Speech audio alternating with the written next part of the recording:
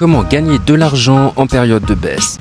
Bienvenue sur Smart Nomad, ici on parle d'investissement pour devenir libre financièrement et voyager à travers le monde. Alors n'hésite pas à t'abonner si tu veux avoir des conseils et investir intelligemment. Aujourd'hui, on va voir un sujet crucial, à savoir comment continuer à gagner même quand les marchés baissent. Imagine-toi, tout le monde panique, les prix s'effondrent, les médias annoncent la fin du Bitcoin ou de la bourse. Et pourtant, certains investisseurs, au lieu de perdre, profitent de la situation et s'enrichissent. Tout d'abord, il faut comprendre la baisse. Un marché ne monte pas toujours, il passe par des cycles. Bull run, c'est une hausse durable et le bear market, c'est une baisse durable. Première manière de gagner de l'argent, c'est de profiter des baisses pour accumuler. Si tu avais acheté du Bitcoin en 2018 autour de 3000 $ alors que tout le monde fuyait, tu aurais multiplié ton capital par 20 quelques années plus tard. Idem en bourse, les grands investisseurs utilisent les bear markets pour acheter à bas prix.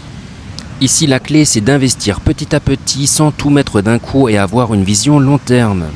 Le DCA, j'arrête pas de t'en parler, c'est investir la même somme régulièrement, peu importe le prix. En effet, en période de baisse, ça permet d'acheter plus d'actifs pour le même budget. Par exemple, tu peux prendre et mettre 100 € par mois en Bitcoin. Quand ça baisse, tu accumules encore plus et quand le marché repart, tes gains sont multipliés. La troisième stratégie, ce sont les revenus passifs. Même en bear market, tu peux générer des revenus passifs. Stacking des cryptos, certaines blockchains continuent de payer des rendements annuels. Dividendes en bourse, certaines entreprises versent des dividendes.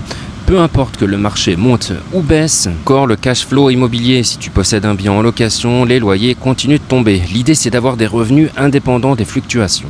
La quatrième stratégie, c'est ce qu'on appelle le trading à la baisse. C'est pour les plus expérimentés. Il y a le short selling, c'est vendre un actif que tu ne possèdes pas pour le racheter moins cher ensuite. Produits dérivés comme les futurs ou les options. Certains ETF inversés en bourse permettent également de profiter de la baisse des indices. Attention, c'est risqué, ça demande de l'expérience et un vrai money management, mais c'est une possibilité. Alors encore une fois, ce n'est pas un conseil en investissement et c'est même réservé plutôt aux personnes expérimentées. Si tu commences en crypto ou en investissement, je te déconseille fortement cette option-là. Le plus grand avantage d'un bear market, ce n'est pas seulement d'acheter moins cher, c'est aussi un test psychologique. Ceux qui tiennent, qui restent disciplinés et qui continuent d'investir sont récompensés quand le bull run revient. Les autres qui vendent par peur sortent perdants. Comment gagner en période de baisse? Tu peux profiter des prix bas pour accumuler, c'est le buy and hold, je te recommande de le faire, d'utiliser le DCA pour lisser tes achats, miser sur les revenus passifs et pour les plus avancés, trader à la baisse. Le bear market, ce n'est pas une catastrophe, c'est une opportunité déguisée. Ceux qui savent garder leur sang-froid sont toujours les grands gagnants. Si tu veux apprendre à investir intelligemment et à devenir libre financièrement, n'hésite pas à t'abonner à Smart Nomad. Ici, on parle d'investissement pour devenir libre financièrement et voyager à travers le monde.